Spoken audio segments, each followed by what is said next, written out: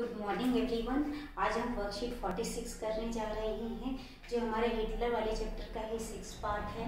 बेटा, अभी तक जो हम समझ चुके हैं वो जर्मनी में प्रथम विश्व युद्ध के बाद उसके साथ किस तरह से व्यवहार किया गया और वहाँ की जनता ने उसको किस तरह से अपमानजनक महसूस किया, और इस अपमान के कारण हिटलर को उन्होंने किस तरह से सपोर्ट किया, और हिटलर आखिरकार में अपने आप को तानाशाह घोषित कर देता है, यानी कि डिक्टेटर बन जाता है। ये 1931 की बात है। बेटा, आपको याद होगा कि वो राइक्सटाग जो संसद है वहाँ पर जहाँ डॉक्यूमेंट रखे रहते हैं, कानून की बुक्स जहाँ रखी रहती है, वहाँ पर वो आग लगवा देता है और अपने हिसाब से सारे कानून बनाता है। तो जर्मनी में वो कंट्रोल करने के लिए, फुली कंट्रोल करने के लिए बहुत तरह के इंस्टीट्यूट बनाता है, संगठन बनाता है।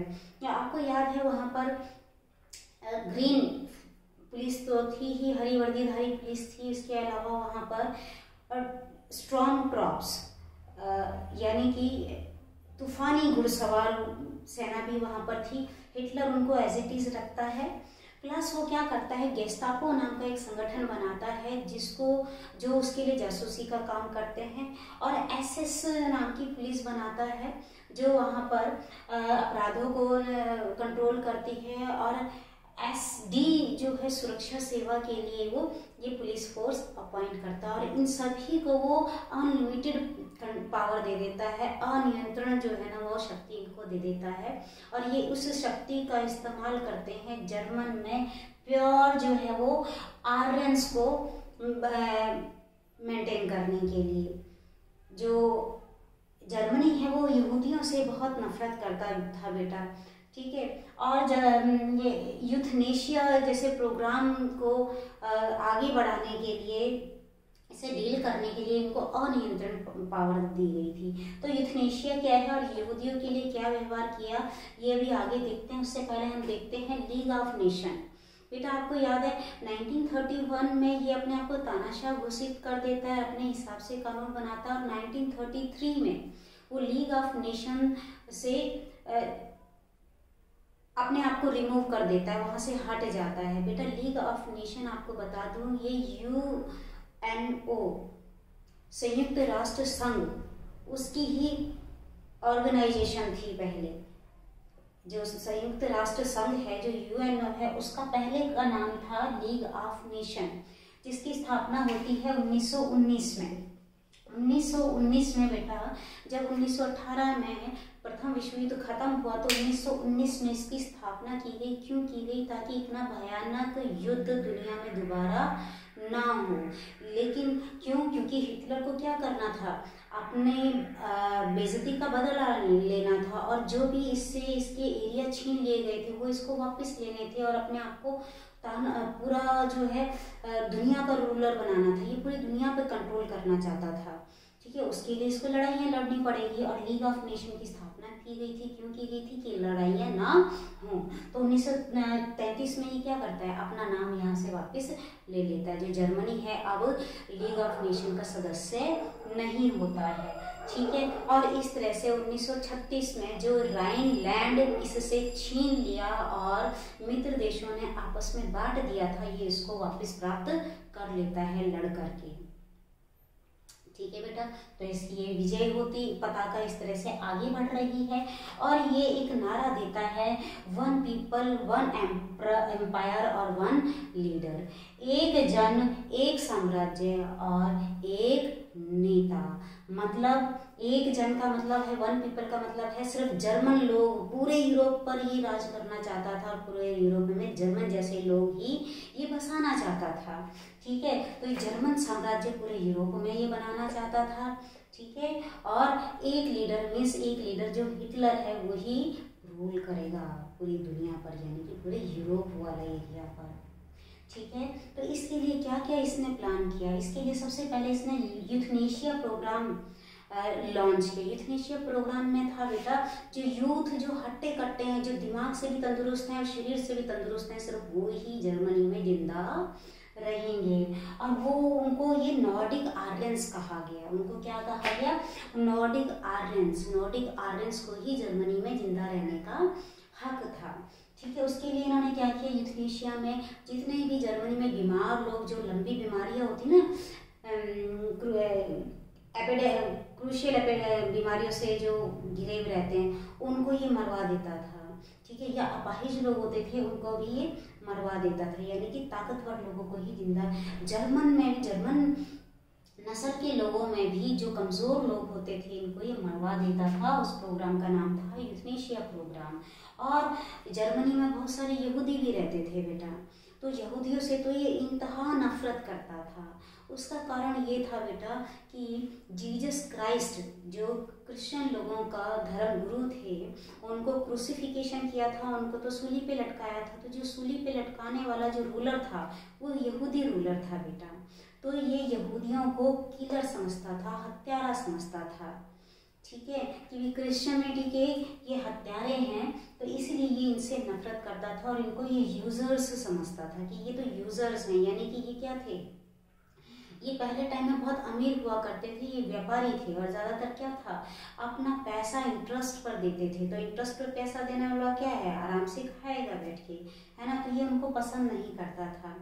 ठीक है। तो इनके साथ तो उसने बहुत ज़्यादा अत्याचार किए। इनके साथ क्या किया उन्होंने, पहले तो इनको खूब डराया धमकाया कि तुम जर्मनी छोड़ के भाग जाओ। जो कुछ लोग डर के भाग गए, ठीक है, जो नहीं डर के भागे, उनकी इन्होंने प्रॉपर्टी छीन ली और इनको एक बहुत छोटे एरिया में इनको वहाँ पर डाल दिया और उनको घेटोस कहा जाता है। वहाँ पर ये बिल्कुल घनी बस्तियाँ होती हैं ना, जो गंदी बस्तियाँ, क्योंकि जगह कम है, लोग ज़्यादा हैं, घेटोस, वहाँ पर इनको डाल दिया। और इससे भी जब उसका पेट नहीं भरा तो आगे चल के ये पोलैंड पर कब्जा करता है बेटा।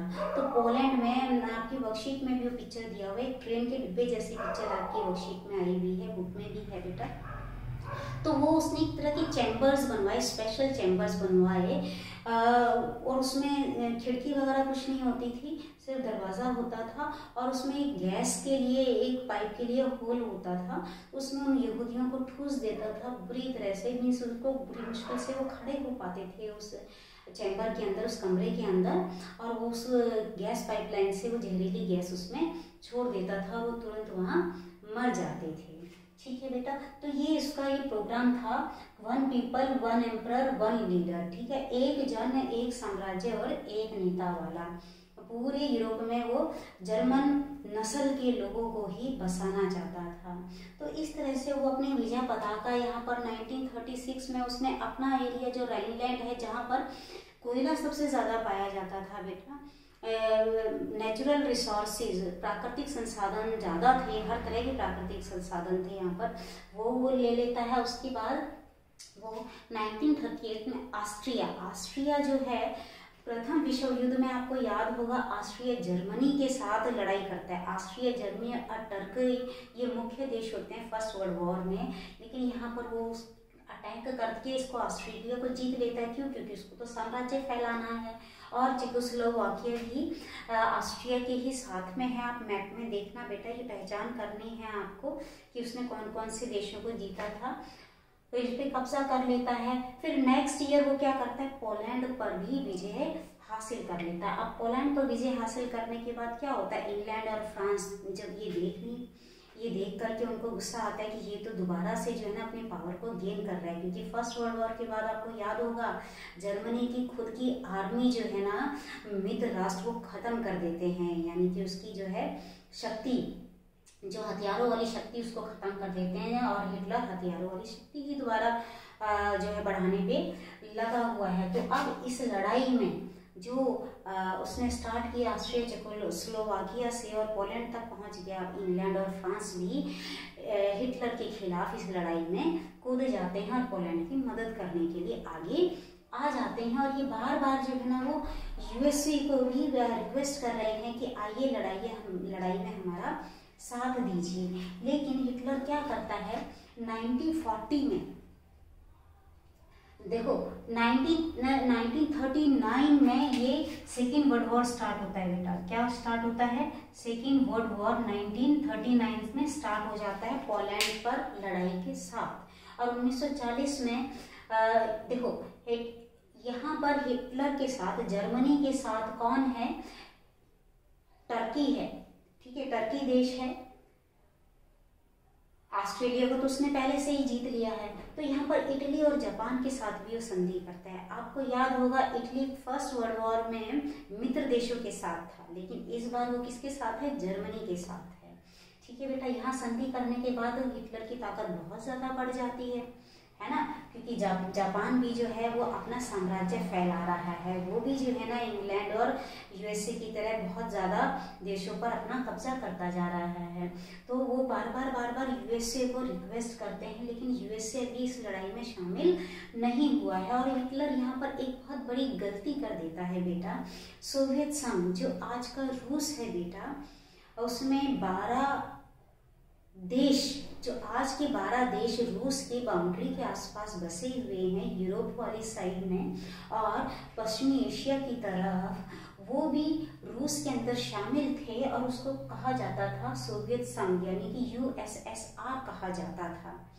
ठीक है, आपको पता होगा रूस आज भी दुनिया का सबसे बड़ा देश है। और आप इमेजिन करो जब ये 12 देश भी रूस में शामिल थे तो कितना बड़ा होगा उस समय पर।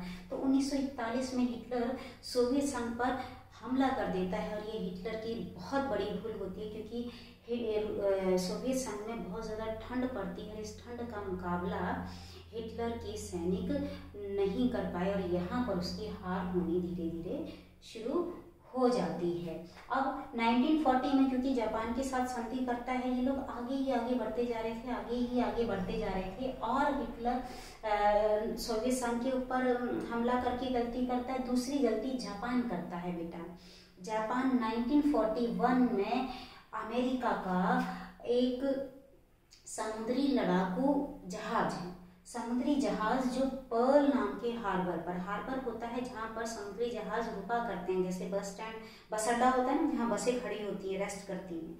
तो पर्ल नाम का आइलैंड है, उस आइलैंड पर वो हार्बर है, वहाँ पर यूएसए का जहाज खड़ा था। उस खड़े जहाज पर जापान बमबारी कर देता है, वो सिंक हो जाता है, डूब जाता है समुद्र में, जिससे अमेरिका का बहुत ज़्यादा नुकसान होता है। 1941 में अमेरिका भी इस द्वितीय विश्व युद्ध में शामिल हो जाता है। तो द्वितीय विश्व युद्ध में अब मित्र देशों के साथ कौन कौन है? पोलैंड, इंग्लैंड, फ्रांस, सोवियत संघ यानी कि रूस और अमेरिका। ठीक है बेटा, तो अब अमेरिका के आने के बाद मित्र राष्ट्र जीतते चले जाते हैं और जर्मनी की हार होती चली जाती है, और इस तरह से 1945 में जर्मनी पूरी तरह से हार जाता है। और मई 1945 में ही हिटलर अपने आप को सुसाइड कर लेता है, गोली मार देता है। लेकिन जापान यहाँ पर भी नहीं रुक रहा है, क्योंकि उसकी तो विजय पताका फहरा रही है, वो देशों पर कंट्रोल करता जा रहा है, अपना साम्राज्य फैलाता जा रहा है। तो इसको रोकने के लिए अमेरिका क्या डिसीजन करता है कि जापान के 2 शहर हिरोशिमा और नागासाकी, उन पर वो परमाणु बम 6 सितंबर और 9 सितंबर को वो परमाणु बम गिरा करके जापान को भी इस लड़ाई से हथियार डालने के लिए मजबूर कर देता है, और इस तरह से सेकेंड वर्ल्ड वॉर, द्वितीय विश्व युद्ध खत्म हो जाता है। तो ये है हमारी वर्कशीट बेटा। इसके क्वेश्चन आंसर आपको डिस्क्रिप्शन लिंक में मिल जाएंगे, आप वहाँ से हेल्प ले लेना। नेक्स्ट टाइम तक के लिए गुड बाय।